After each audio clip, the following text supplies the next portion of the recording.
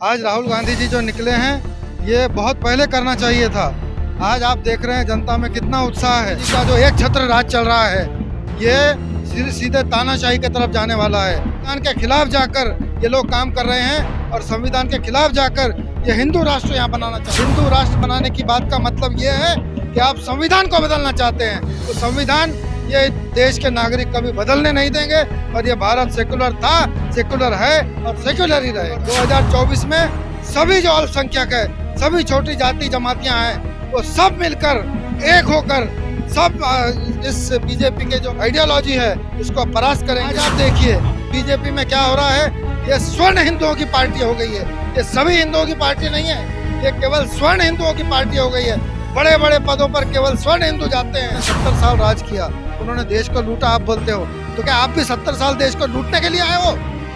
आपने नोटबंदी क्यों की और नोटबंदी का क्या फायदा? पूरा 2000 के वोट मार्केट में चलन में है ही नहीं। कहाँ गए ये सब 2000 के वोट? ये सब 2000 के वोट बीजेपी के राज्य शासित जो प्रदेश हैं उनके पास पूरा पैसा है और पैसे के जोर पर सरकारें बन रही हैं।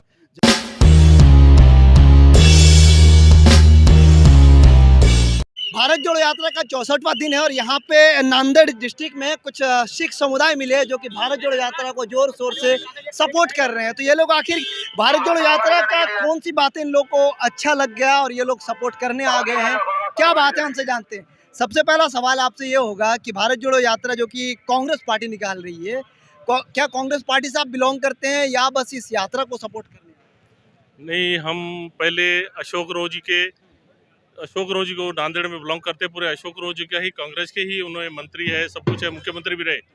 और नांदेड़ नगरी को जब कांग्रेस का राज था, मनमोहन सिंह जी थी, उन्होंने 2000 करोड़ रुपए दिए थे, जिससे बहुत ही डेवलपमेंट हुआ है। और वही डेवलपमेंट को देखते हुए जो सरदार सिख समुदाय उनके पीछे अभी आज दिख रहे हैं आपको, इसी वजह से दिख रहे हैं। और बाकी क्या है, मोदी जी ने महंगाई बहुत करके रखी है, उसी वजह से ये हम ज़्यादातर ट्रांसपोर्टर है जिसमें डीजल पेट्रोल बहुत महंगा है, इसलिए भारत जोड़ो, हम राहुल जी को नफरत छोड़ो, भारत जोड़ो और भारत छोड़ो।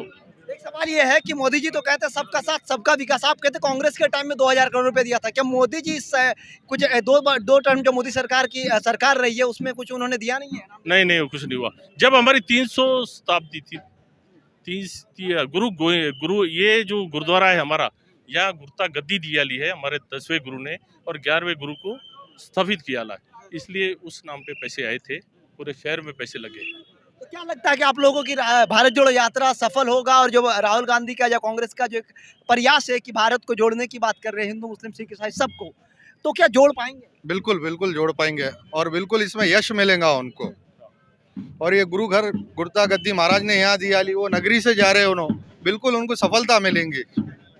एक सवाल सर आपसे होगा कि मोदी जी कहते हैं हिमाचल में चुनाव के दौरान कि अगर कांग्रेस की सरकार यहाँ आ जाए तो काम करने नहीं देंगे, काम नहीं हो पाएगी, और जहाँ जहाँ हमारी सरकार है वहाँ कांग्रेस काम करने नहीं देती। आप क्या कहते हैं? ये देश जो है लोकशाही का है, पूरे संविधान के तहत चलता है। जनता को अधिकार है किस सरकार को चुनना है। कांग्रेस कोई आज की पार्टी नहीं है। कांग्रेस जो है, कांग्रेस का इतिहास आज़ादी के पहले का है। आज राहुल गांधी जी जो निकले हैं ये बहुत पहले करना चाहिए था। आज आप देख रहे हैं जनता में कितना उत्साह है। कोई भी पार्टी, लोकतंत्र में 2 पार्टियां जरूरी है। मोदी जी है तो दूसरी पार्टी भी बीजेपी है तो कांग्रेस भी होगी। कांग्रेस को नवा जीवन दान देने का काम ये राहुल गांधी जी की यात्रा कर रही है और इसका जो है बिल्कुल फायदा आने वाले लोकसभा के 2024 के इलेक्शन में कांग्रेस को होगा और बीजेपी के लिए एक तगड़ा जो है विरोध यहाँ पे कांग्रेस खड़े करेगी। मोदी जी कहते हैं, भाजपा कहते हैं कि कांग्रेस तो सफाया हो चुका, कहीं जमीनी स्तर पे है नहीं। 70 सालों ने उन्होंने लूटा है, कांग्रेस ने लूटा है। जो भी अभी काम कर रही कांग्रेस करी, चाहे किसानों की बात हो या फिर जाति पाति को खत्म करके भारत जोड़ो की बात करते हैं बीजेपी, क्योंकि सबका साथ सबका विश्वास वाली बात वो करते हैं। ये तो भारत तोड़ो की बात कर रहे हैं कांग्रेस जब निकाल। एक दिन ऐसा था बीजेपी के पास भी सिर्फ 2 खासदार थे, आज बीजेपी 300 के ऊपर गई ना। आज कांग्रेस के पास कम से कम 50-52 तो खासदार है, उनके पास तो 2 ही थे। कोई भी पार्टी कभी भी समाप्त नहीं होती, न बीजेपी की विचारधारा समाप्त होने वाली है और न कांग्रेस की जो विचारधारा है वो समाप्त होने वाली है। एक दिन जरूर आएगा। इस देश का जो गरीब तबका है, जहाँ बेरोजगारी बढ़ गई है, नोटबंदी की वजह से इतना नुकसान व्यापारियों का हुआ है, किसानों का नुकसान हुआ है। देश में स्वस्थ लोकतंत्र के लिए दो पार्टी का होना बहुत ज़रूरी है और ये कांग्रेस ने, राहुल गांधी जी ने जो शुरू की है, उनको हम बधाई देते हैं कि उन्होंने एक भारत जोड़ो का जो एक काम शुरू किया है। नफरत को हटाना है और भारत को जोड़ना है। और ये भारत जो है ये सेकुलर कंट्री है, सेकुलर देश है।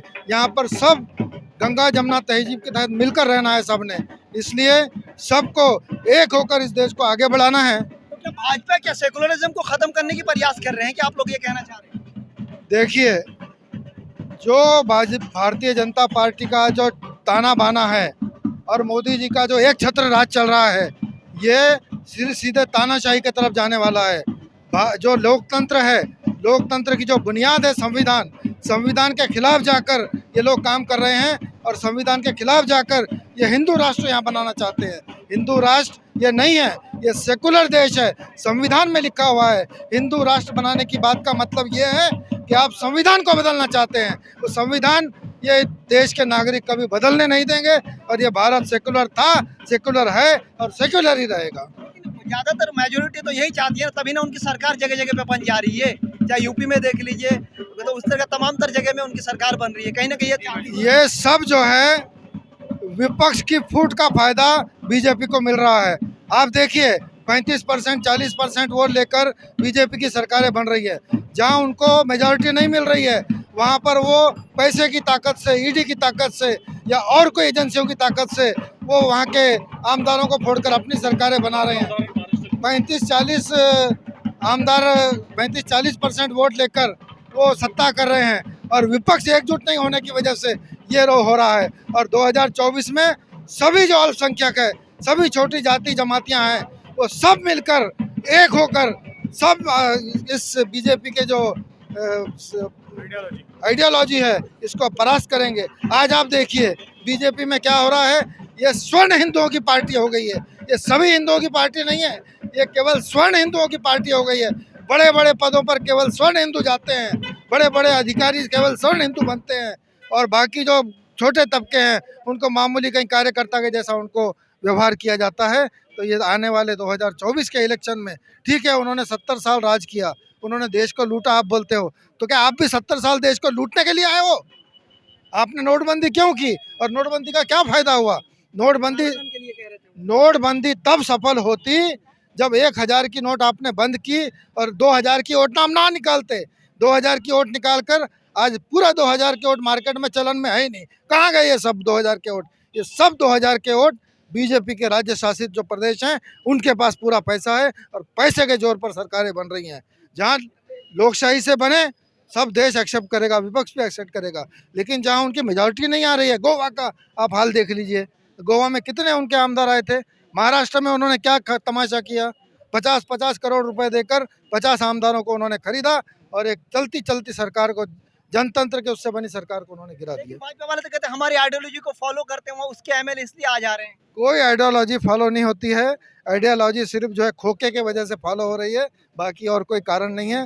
दूसरा ईडी का डर है, उसके वजह से फॉलो हो रही है, और कोई डर नहीं। अब एक यूथ है, क्या लगता है कि सही में बेरोजगारी देश में एकदम चरम सीमा पे है? क्योंकि भाजपा वाले कहते हैं जमीनी स्तर पे कहीं पे भी बेरोजगारी है नहीं। कांग्रेस इसीलिए इस यात्रा को निकाल रही है क्योंकि देश में विविधता बढ़ चुकी है, कहीं ना कहीं जात धर्म में बढ़ चुके हैं, इस चक्कर में ये यात्रा निकाला जा रहा है। और दूसरी बात कहते हैं कि बेरोजगारी बढ़ चुकी है, इस चक्कर में हम यात्रा निकाल रहे हैं। हर सेक्टर में बेरोजगारी हो चुकी है। कोई भी सेक्टर ले लीजिए आप हिंदुस्तान में, खेती बाड़ी ले लीजिए, ट्रांसपोर्ट सेक्टर ले लीजिए, छोटा व्यापारी ले लीजिए, आप सब खत्म होने के कगार पे आया हुआ है। ये बोलते हैं कि 70 साल में कांग्रेस ने क्या किया।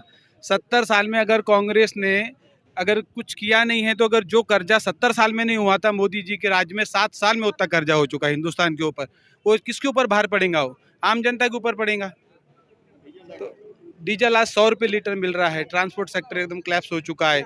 जहां आज से 8 साल पहले एक इंश्योरेंस फाड़ते थे हम गाड़ी का, 30,000 रुपये के अंदर आता था, आज 60-60 हज़ार रुपये भरना पड़ रहा है हमें। 30,000 की जोड़ी आज 60-60 हज़ार रुपये में जोड़ी एक टायर की लगानी पड़ रही है। तो वो तो हम आम पब्लिक जानती है। 2024 में देखेंगे, आने दीजिए 2024। आप क्या कहना चाहते हैं कि इस यात्रा से असर पड़ेगा और जो सही में देश में आप लोगों का कहने का मतलब, कांग्रेस का कहने का मतलब कि बढ़ चुका है जाति में और धर्म में, वो चीज़ें खत्म हो? बिल्कुल 2024 में आपको रिजल्ट मिल जाएगा इसका। और जो यात्रा निकाली है बहुत बढ़िया, इसको लाभ मिलेगा। कांग्रेस आगे आएगी सत्ता में। और जो बेरोजगारी है इंडिया में बहुत ज़्यादा हो चुकी है। 2024 में सरकार आ रही है। हो सकता, हम चाहेंगे कि आना चाहिए। हाँ जी। तो ये थे यहाँ के सिख समुदाय के कुछ लोग जिनकी बात आपने सुनी। इनका कहना है कि इस यात्रा से फायदा मिलेगा और देश में जिस तरीके से जाति और धर्मों में लोग बढ़ चुके हैं वो खत्म होगा।